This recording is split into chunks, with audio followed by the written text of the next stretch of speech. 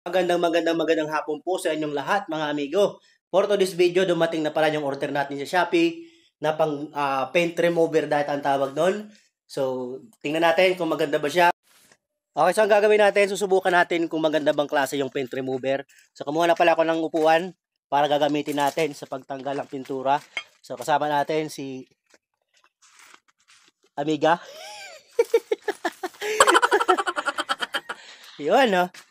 Na pala yung order natin. Ito, di pa natin nabubuksan. So, ngayon bubuksan natin at itatry natin dito sa chassis na to kung maganda bang klase ng pintura, paint remover. So, tara, subukan na natin.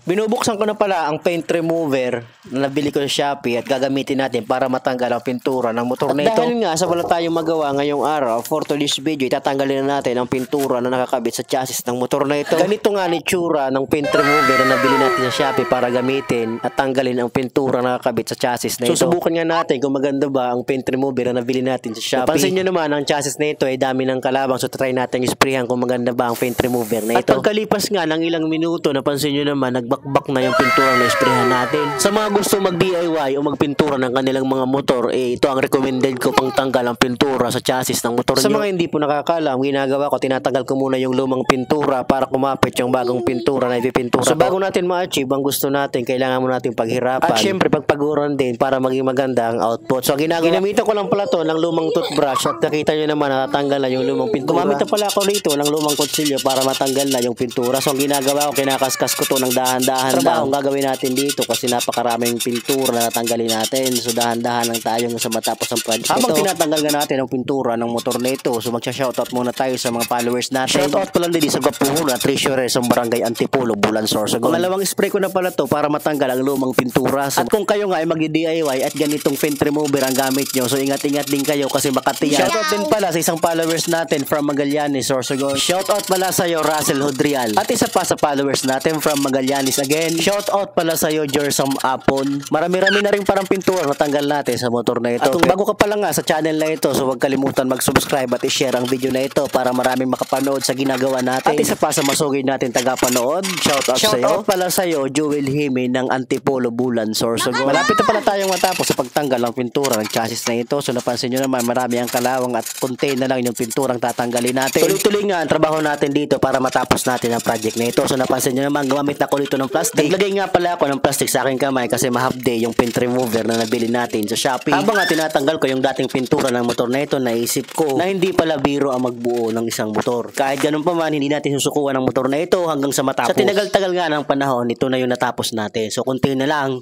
mauubos na yung pinturang nakakabit sa motor na yan. Halos nga sa loob na lang yung tatanggalan natin ng pintura. So napansin nyo naman, marami na yung kalawang sa ilalim. Abangan nyo pala ang susunod kong video kasi magpipintura na tayo ng chassis na ito. Din pagkatapos, ikakabit na natin yung makina. Hanggang dito na lang tayo sa abangan yung susunod kong video kung paano ko pipinturahan ang chassis na ito.